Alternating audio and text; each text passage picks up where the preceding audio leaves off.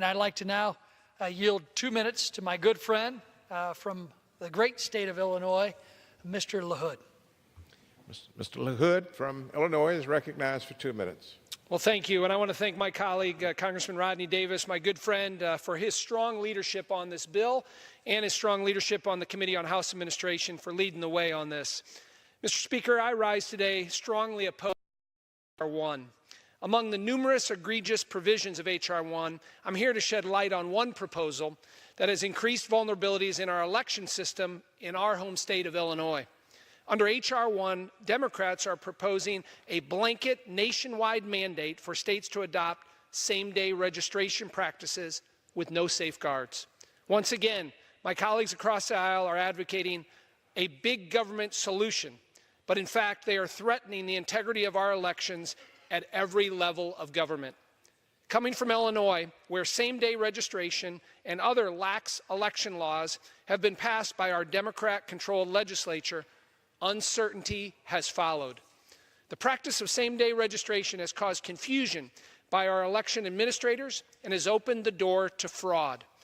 Under same-day registration in Illinois, an individual can arrive at their polling place with a copy of their utility bill and cast a full ballot without being fully verified thanks to same-day registration. Election officials are having difficulty verifying residents in a timely manner, particularly on college campuses, where students have been told that they can use a receipt from Jimmy John's sub shop to confirm their voting domicile. Under H.R. 1, these vulnerabilities and problems will be seen across the country and exacerbated by provisions that will allow individuals to use sworn statements in place of government IDs when registering to vote. H.R. 1 fails to address issues our states and others have seen with same-day registration.